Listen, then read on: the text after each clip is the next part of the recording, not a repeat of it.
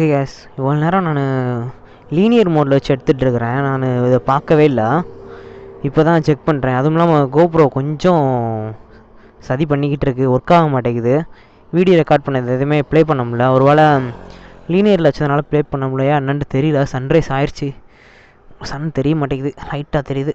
ரொம்ப கோப்ரோவில் அவ்வளோ தெரியாதுன்னு நினைக்கிறேன். ஸோ இப்போ கரெக்டாக எங்கே இருக்கோம் அப்படின்னா மதுரையில் இருக்கோம். இன்னும் கரெக்டாக 225 கிலோமீட்டர் போகணும்.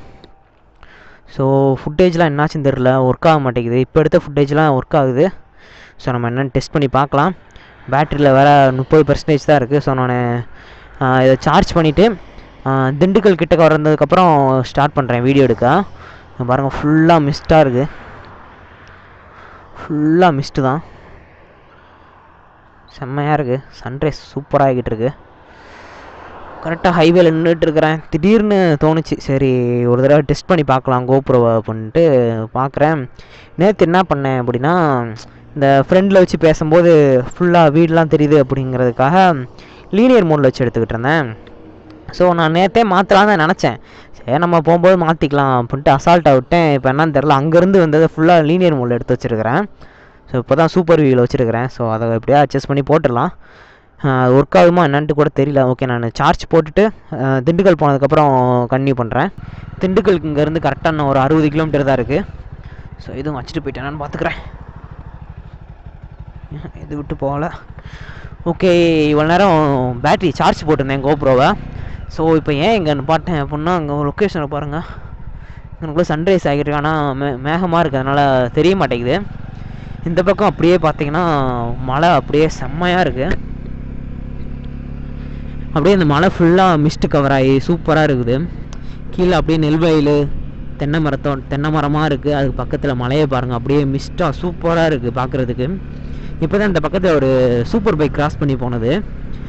என்ன பைக்குன்னு தெரில, ஆனால் சவுண்டு மட்டும் கேட்டது. இங்கேருந்து கரெக்டாக Coimbatore 203 kilometre, Palani 109 kilometre, Karur 132 kilometre. So நம்ம கரூர் போய் தான் போகணும். கரூருக்கு இன்னும் 132 கிலோமீட்டர் இருக்குது. இப்போ கிட்டத்தட்ட ஒரு 150 கிலோமீட்டர் தான் கவர் பண்ணியிருப்பேன். நான் அவ்வளோ ஒன்றும் ஸ்பீடாக போகலை. ஒரு 50 இல்லை, ஒரு 80 தான் வந்துட்டுருக்கிறேன். இன்னும் காலைல பிரேக்ஃபாஸ்ட்டு சாப்பிடல. ஸோ சாப்பிட்டு தான் போகணும். ஸ்ரீனி ப்ரோ எங்கே இருக்காருன்னா திருவண்ணாமலை கிட்டே இருக்கிறாரு. ஸோ மேப்பில் போட்டு பார்த்தேன், அவர் இருக்கிற இடத்துக்கும் கொல்லி ஹில்ஸ்க்கும் எவ்வளோ நேரம் அப்படின்ட்டு. அவங்களுக்கு 3.5 மணி நேரம் காட்டுது. அதே மாதிரி தான் எனக்கும், அதே சேம் டைம் தான், 3.5 மணி நேரம் தான். மதுரை அவுட்டோரில் இருக்கிறேன். இப்போ கொல்லி ஹில்ஸில் என்ன பிளான் அப்படின்னா, ஃபஸ்ட்டு இப்போ நான் வீட்டிலேருந்து கிளம்பி அந்த வீடியோ எடுக்குதா என்னான்ட்டு தெரியல.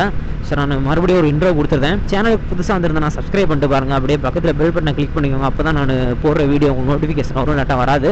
இன்ஸ்டாகிராம் லிங்க் டிஸ்கிரிப்ஷனில் கொடுக்குறேன், அதே போய் ஃபாலோ பண்ணி வச்சுக்கோங்க. ஏன்னா நான் ரைடிங் அப்டேட்ஸ், அதுக்கப்புறம் எங்கே இருக்கிறேன் அப்படிங்கிறத நான் அதை தான் அப்டேட் பண்ணுவேன்.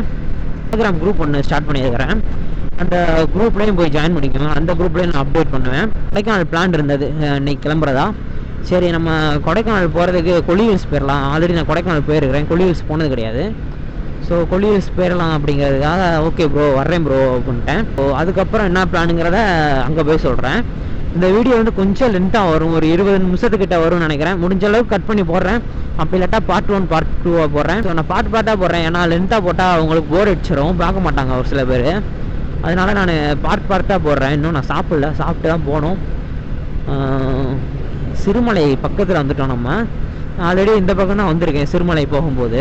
இப்போ அதே ரூட்டில் தான் இப்போயும் போயிட்டுருக்கிறேன். ஆனால் சிறுமலையை திண்டுக்கலை தாண்டி நான் பைக்கில் போனதில்லை, ஃபஸ்ட் டைம் போகிறேன் திண்டுக்கலை தாண்டி பைக்கில், சோலோவா. ஸோ இங்கேருந்து சோலோ, அங்கேருந்து அவங்க கூட ஜாயின் பண்ணிப்பேன். ஓகே, நான் சாப்பிட்டுட்டு அதுக்கப்புறம் கண்டினியூ பண்ணுறேன். ஓகே சார், அவ்வளோதான். இந்த சிறுமலை பக்கத்தில் வந்தாச்சு. சிறுமலை இங்கேருந்து உள்ளக்க போனோம், ரைட் எடுத்து. இவங்க பாருங்கள், மலை பக்கத்தில் வந்தாச்சு, ரொம்ப க்ளோஸில்.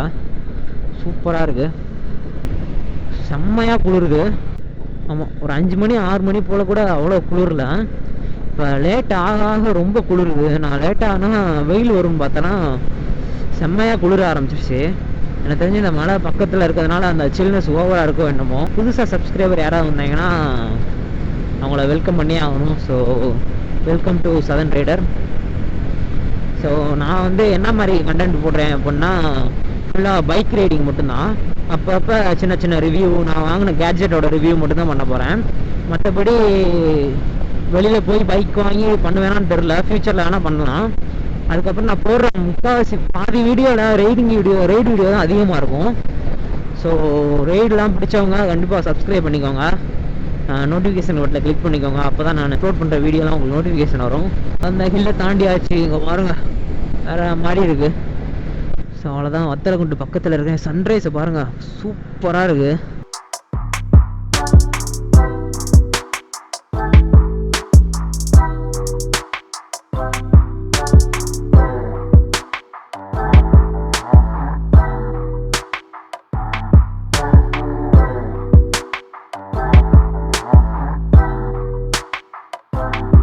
அவ்வளோதான், சாப்பிட்டாச்சு.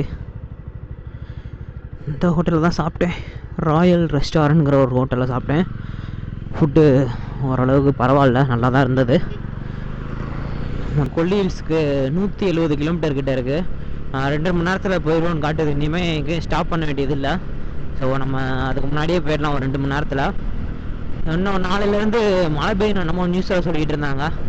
என்னான்னு பார்த்துக்கலாம். எல்லாமே கொண்டு வந்துருக்கிறேன். ஆனால் போய் ஸ்டே பண்ணுற இடத்துல மழை பெஞ்சுன்னா தான் கடுப்பாக இருக்கும். மற்றபடி மழை பெஞ்சிட்டு போகுது. என்கிட்ட ரெயின் கியர், ரெயின் பேண்ட்டு கூட வாங்கி வச்சுட்டேன். மழை பெய்ய ஆரம்பிச்சிருச்சு. ரெயின் லைனர் எல்லாம் மாட்ட வேண்டிய நேரம் வந்துருச்சுன்னு நினைக்கிறேன். இன்னும் கரெக்டாக கொல்லி ஹில்ஸ்க்கு 120 கிலோமீட்டர் இருக்குது. நான் கரூர் பக்கத்தில் வந்துட்டேன். ஸோ கரூர், அதுக்கப்புறம் நாமக்கல், அதுக்கப்புறம் அங்கேருந்து கொல்லி ஹில்ஸ் ஹில் ஸ்டேஷன் ஸ்டார்ட் பண்ணிடலாம். இப்போ கரெக்டாக கொல்லி ஹில்ஸ் அடிவாரத்துக்கு மேப் போட்டிருக்கிறேன். இங்கேருந்து கரெக்டாக ஒரு 120 கிலோமீட்டர் தான் இருக்கும். இன்னும் ஒரு 1.5 மணி நேரத்தில் போயிடுவேன்னு போட்டிருக்கு. ஸோ நான் கிராஸ் பண்ணுற 4வது டோல்கேட்டு. ஓ, இதுதான் அமராவதி ஆறு. தண்ணி ரொம்ப கம்மியாக தான் ஓடிக்கிட்டு இருக்கு இந்த பக்கம். இந்த ஆறு பேர் வந்து அமராவதி. ஃபஸ்ட் டைம் கரூருக்குள்ளே வர்றேன் நான். ஓ மை காட், ஆக்சிடெண்ட்டு, ஏதோ ஒரு ஆக்சிடெண்ட்டு போல். நாமக்கல் ஸ்ட்ரெயிட்டாக போகணும். இப்போ எவ்வளோ இருக்காங்கன்னா 548 பேர் இருக்கிறாங்க. பரவாயில்ல. இதுக்கு முன்னாடிலாம் ஒரு நாளைக்கு இல்லை ஒரு 2 நாளைக்கு, ஒரு வாரத்துக்கு 2 சப்ஸ்கிரைபர் 3 சப்ஸ்கிரைபர் தான் வருவாங்க. இப்போலாம் ஒரு நாளைக்கே 6 சப்ஸ்கிரைபர் 8 சப்ஸ்கிரைபர் கிட்ட வர்றாங்க. 1K சீக்கிரம் ரீச் ஆகிடுவேன்னு நினைக்கிறேன். இன்னும் ஒரு 1 வீக் கரெக்டாக, இன்னும் 1 வீக் போயிட்டேன்னா கண்டிப்பாக ஒரு 1000 சப்ஸ்கிரைபர் போயிடுவேன். என்ன 47 கிலோமீட்டர் தான். நான் கொஞ்சம் ஒரு 30 கிலோமீட்டர் போனதுக்கப்புறம் கண்டினியூ பண்ணுறேன். அவ்வளோதான், ஒரு வழியாக லெஃப்ட் எடுத்து வந்துட்டேன். லெஃப்ட் எடுத்துகிட்டு இப்போ ஸ்ட்ரெயிட்டாக போனேன்னா கொல்லி ஹில்ஸோட அடிவாரத்துக்கு போயிடுவேன். ஸ்ரீனி ப்ரோ அவங்களாம் வந்துட்டாங்களா என்னான்ட்டு தெரியல, அங்கே போய் பார்த்தா தெரியும். கீழே வெயிட் பண்ண சொன்னாங்க. ஸோ வெயிட் பண்ணி பார்ப்போம் அவங்க எப்போ வர்றாங்கன்ட்டு. லெஃப்ட் எடுக்கணும். லெஃப்ட் எடுத்து உள்ளக்க போகணும். ஏதோ கிராமம் மாதிரி தெரியுது. கிராமத்துக்குள்ளே போய் போகிறோம். மழையை பாருங்கள், சரியான மழை. இந்த கொல்லி ஹில்ஸில் யானைலாம் இருக்குமா என்னான்ட்டு தெரியல. ஆனால் அனிமல்ஸ், இந்த சிறுத்தை அந்த மாதிரி நிறையா இருக்கும்னு கேள்விப்பட்டேன். ஓகே கேஸ், ஃபைனலி இந்த மீட்டிங் பாயிண்ட்டு பக்கத்தில் வந்துட்டேன். இன்னும் கரெக்டாக ஒரு 9 கிலோமீட்டர் தான். 6 கிலோமீட்டர் இருக்கு இன்னும். 6 கிலோமீட்டர். ஓகே, நான் வீடியோ என் பண்ணிக்கிறேன். அந்த டெஸ்டினேஷன் ரீச் ஆனதுக்கப்புறம் கண்டினியூ பண்ணுறேன். ஸோ கேஸ், அவ்வளோதான், ஸ்ரீனி ப்ரோ மீட் பண்ணியாச்சு. அவரோட வீடியோவில் கண்டிப்பாக வந்திருப்பேன். முன்னாடி பாப்பா போய்கிட்டு இருக்கு. ஸோ முடிஞ்சால் இந்த இதை எடிட் பண்ணி போடுவேன், இல்லாட்டா வாய்ஸ் ஓவர் தான் கொடுக்கணும் கண்டிப்பாக. ஸோ பாப்பை வேறு லெவலில் இருக்குது.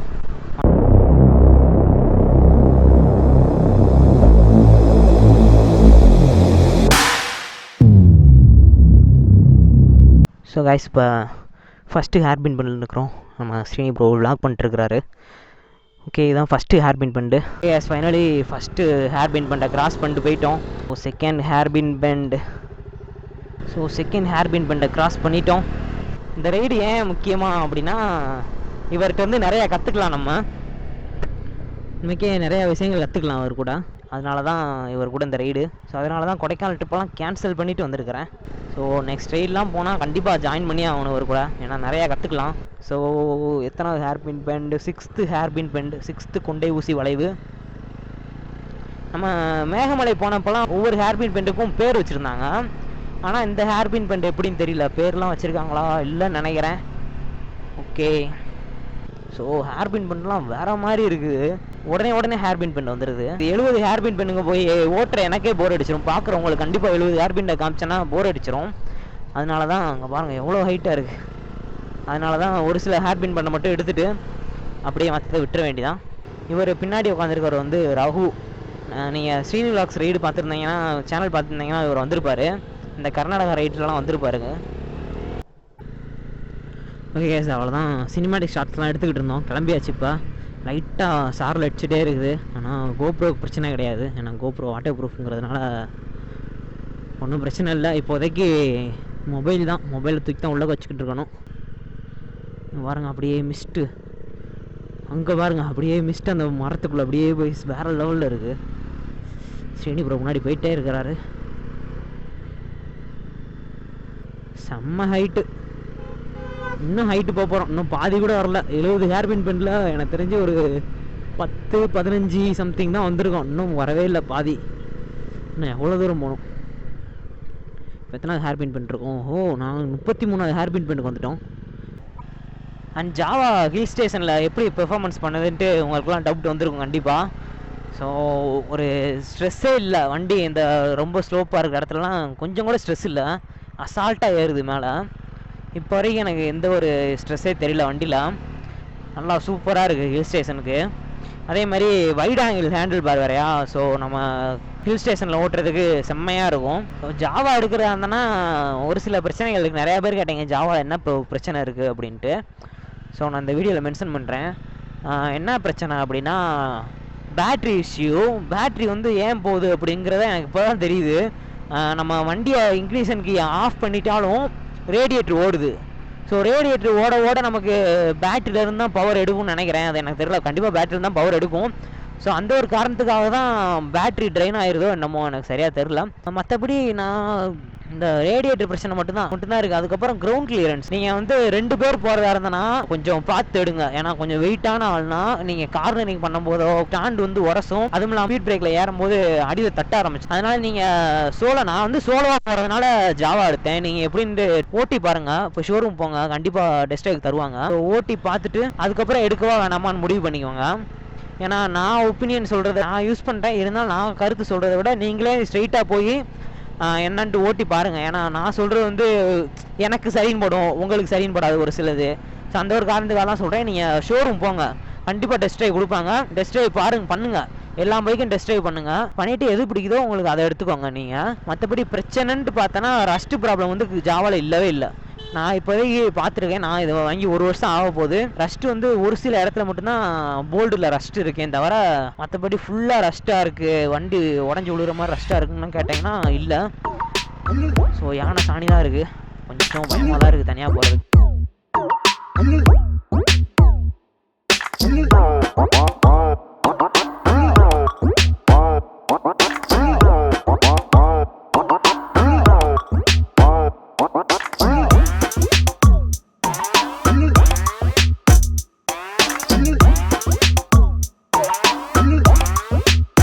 இந்தியாவிலே 70 ஹேர் பின் பண்ணிருக்கிற ஒரே இடம் வந்து கொல்லி ஹில்ஸ் தான்.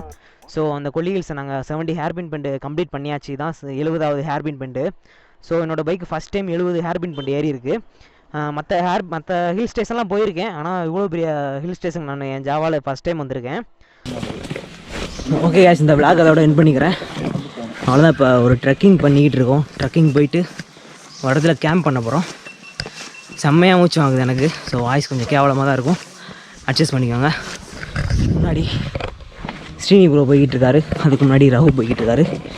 ஸோ இவ்வளோ வெயிட்டை தூக்கி போய்கிட்டு இருக்கேன். செம்ம வெயிட்டு, அதனால் தூக்கவே முடியல. ஸோ நான் கேம்ப் பண்ணுறது, அது டென்ட் போடுறது, அதுக்கப்புறம் கேம்ப் ஃபயர் எல்லாமே அடுத்த விளாகில் வரும். ஸோ சேனலை மறக்காமல் சப்ஸ்கிரைப் பண்ணிடுங்க, ஷேர் பண்ணுங்கள், கமெண்ட் பண்ணுங்கள். ஓகே, என்னால் பேச முடியும். அடுத்த விளாகில் சந்திப்போம்.